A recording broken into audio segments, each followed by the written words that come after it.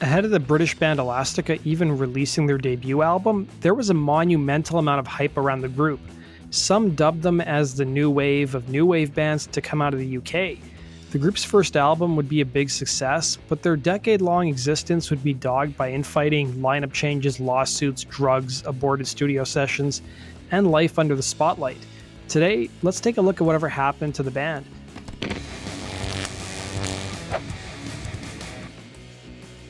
Elastica frontwoman and guitarist Justine Frischmann would grow up in a middle-class family in a West London suburb. As a child, she was surrounded by music, whether it was going through her brother's records, which consisted of David Bowie and Blondie albums, or being encouraged by her Russian mother, who herself wanted to be a singer. She would begin writing and studying music at the age of 11 and had aspirations of being an artist, but her parents pushed her into architecture. Frischmann's father was a Hungarian Holocaust survivor who never spoke about his experiences during World War II and would go on to become a well-renowned structural engineer who was a chairman of engineering consultant company Pell Frischmann, working on some of the most storied buildings in London, including Centrepoint and NatWest Tower.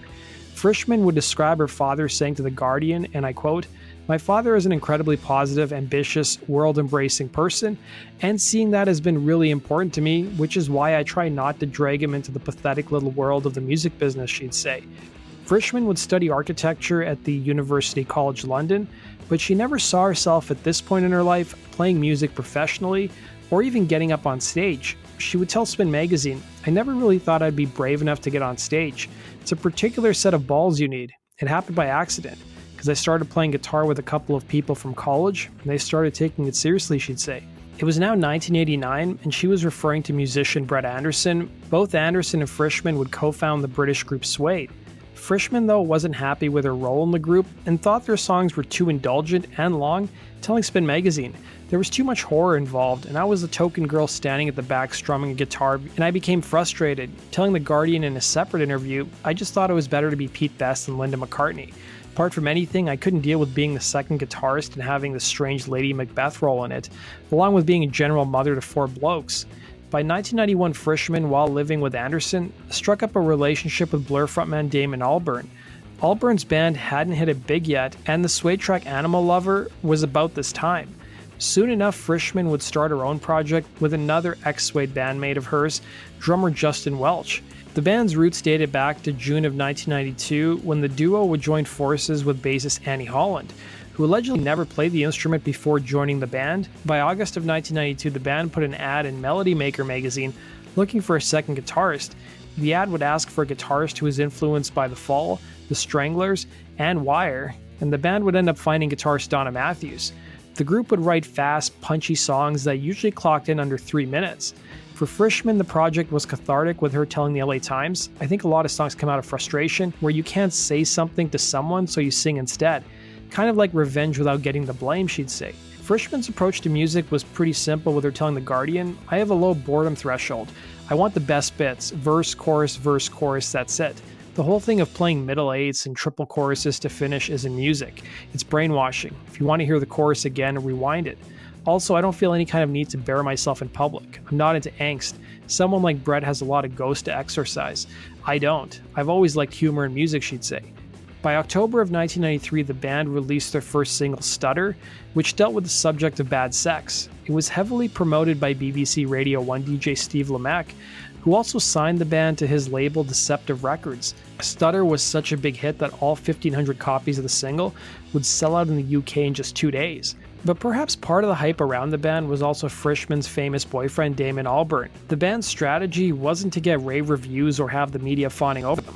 The LA Times did a really great piece on the group in 1995 that summarized exactly what happened, writing, and I quote, "Here's the widely heralded quartet's game plan. Record a song that excites everyone who hears it, but refuse to give a tape to more than a few industry friends, forcing eager talent scouts to scramble for ragged copies. No one wants to miss out on the hot new signing. Add to the mystery by playing your first show under a fake name in an obscure club away from the heart of London, then limit the number of copies of your first single to just 1,500, causing a rush to stores. No one in the style-conscious British pop scene wants to be without the record at the moment they'd write." And the plan would end up backfiring. By 1994, before the band even put out their first album or even had a major record deal, Elastica was gracing the covers of weekly music magazines in the UK and getting a lot of coverage. Even without an album to their name, readers of Melody Maker in a 1994 poll voted Frischmann as their second favorite female singer, with first place going to Courtney Love of Hole. Frischmann would look back at the strategy the band employed, telling the LA Times, the truth is none of that was designed to get attention for us. I've seen so many bands get caught up in the rat race in England and destroyed by the hype machine, and we were trying to avoid that. It just backfired on us. The more we did to downplay things, the more people got interested. It was madness in a way. Suddenly all these copies of the demo were sitting on top of people's desks, and there were like a dozen label representatives coming to our first show. Everyone was saying we were this great new band, and here we were without even enough songs for an album, she'd say. Many in the press lumped the band in with Blur and Oasis, who were helping rekindle America's interest in British music. But the attention caught the band off guard, with Frischmann telling the Times, "It was surprising to see people start showing such an interest in what we were doing because it was so different from what anyone else was doing in Britain at the time. We weren't trying to launch a movement, we were just into pleasing ourselves, and we happened to love the music of bands from the 80s like Blondie and Wire and The Fall and The Stranglers," she'd say. The band would take almost half a year off in 1994 from doing any press to ensure that they weren't overexposed. It was during this time that they also recorded their first album and became the subject of a bidding war between American labels. They would end up signing with Geffen Records in America, as their British label didn't have the resources to promote the band across the pond, and while Geffen didn't offer them the most money, they offered the band the most creative control. Melody Maker magazine would team up with the band and ask readers to name the group's first LP. Some of the rejected names included Edible Liar and Tie Me Up and Give Me Toast. One name the band was considering was Keys, Money, and, well, a British term for cigarettes, but this was eventually rejected because of fears of it being considered offensive in America. The contest would prove to be underwhelming, as the group's first LP would be self-titled.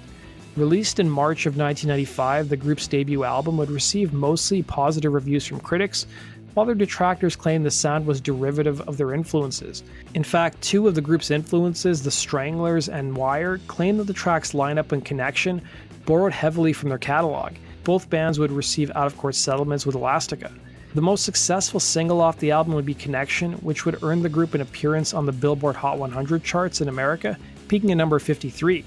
The single helped the album go gold in the States, moving over 500,000 copies, while the record topped the UK charts. In fact, Elastica were one of the most successful British acts in America in 1995. The band would fill a spot in Lollapalooza's lineup that was vacated by Sinead O'Connor, and they would tour relentlessly for the next several years, but life on the road proved to be too much for some of the band members. Bassist Annie Holland would leave the group in 1995, with Frischmann telling Rolling Stone she left on good terms. It was really her saying, "I love you guys, but I don't want to do this anymore." She was tired of the grind. Either you like this lifestyle or you don't. And the band would have to interview 36 different bassists to fill her role. Frischmann's personal life by 1995 was crazy. It was the same year that Britpop was hugely popular and Blur were having a massive year. The media attention that Frischmann and Albarn were getting was crazy. The couple moved to Notting Hill, and despite being the it couple at the moment, they only spent 3 weeks together for the entire year due to touring commitments. Having any sort of private life was impossible, given that any time they left their home, they'd be photographed in the tabloids. Frischmann, by her own admission, was naive about fame, but also tried to shun it at the same time. She would tell The Guardian, "It invades every area of your life and makes you paranoid in a really peculiar way. It takes the spontaneity away. I always thought being famous would bring me freedoms, and I suddenly realized that the opposite was true, that when you have people peering into your life, you have to really, really watch your step and live in a very closed way. You have to be very careful of voicing any opinions or doing anything that people might disapprove of. I've always been someone who really says awful things. I was definitely the most miserable I've ever been in my whole life," she'd say. In what was to foreshadow her later life, Frischmann started to enjoy America more than the UK. No one really cared about her personal life in the States, and she was taken more seriously as an artist. After a 2-year tour supporting their debut album, the band was barely functioning. For Frischmann, the writing was on the wall when Annie Holland quit telling Spin, "We should have stopped there, but we were competing with the big boys. I felt this might be the one chance to do something, and it killed us really," she'd say. When the band reassembled in 1996 to work on their follow-up LP, Frischmann and guitarist Donna Matthews' relationship was so strained, as they wrestled for creative control over the band, that they refused to be in the studio on the same days. Adding to the mix was that Matthews and drummer Justin Welch had struck up a tumultuous romantic relationship that was coupled with booze and drugs, It was a combustible situation. Frischmann would admit to Spin magazine that by this point in time, the main three members of the band were using heroin. By 1998, Frischmann was caught between her boyfriend and guitarist Donna Matthews, who despised each other. Each person thought the other was a bad influence on Frischmann. Eventually, both Alburn and Matthews would exit Frischmann's life in the same week in 1998. By this point in time, the studio bills were piling up for Elastica, having wasted £50,000 on recordings they never used. The band would also lose their American recording contract after their label merged with Interscope. However, things would eventually work out. Annie Holland would return to the band the same year, and by 1999, Elastica would expand to a six-piece and wrap up recording on their second LP, The Menace, and play the Reading Festival the same year. By the time the band was ready to release their second LP, musical trends had changed. Britpop had long fallen out of favor with American audiences, and MTV would interview a man named Aaron Axelson, who was instrumental in getting the band on the radio in San Francisco on the station Kits FM when he was the musical assistant.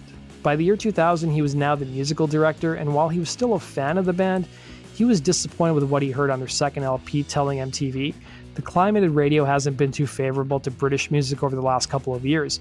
Musical trends are cynical, and right now it's more hard-edged. I'm being a realist about it. I don't think there's a slot here in the format." The album, for its part, would fail to chart in America and only peak at number 24 in the UK. By 2001, the band finally called it quits, with Frischmann releasing a statement that read, "Believe it or not, Elastica have been together for almost 10 years, which is probably as long as any band should be together.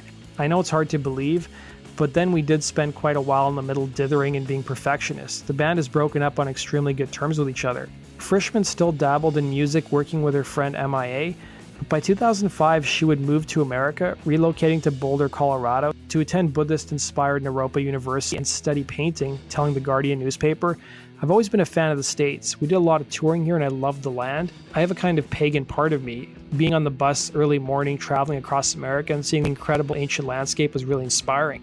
I grew up in the city. I know London has its parks, but you never get away from the sound of traffic," she'd sing. Meanwhile, Donna Matthews had become a missionary working with the homeless. Welch, meanwhile, would still be involved in playing music. In 2008, Frischmann would relocate to San Francisco and continue to paint and marry a scientist. In more recent years, Elastica has gotten offers to reform, but the chances seem unlikely. Frischmann would tell The Guardian, "At this point, when I look at the videos of my performances, I feel that it's another person. I don't really have any desire to make music, to be honest." Then in 2017, the band members would reconvene to work on reissuing their first album, which would come out the same year on Record Store Day. That does it for today's video, guys. Thanks for watching. Be sure to hit the like button and subscribe. We'll see you again on Rock and Roll True Stories. Take care.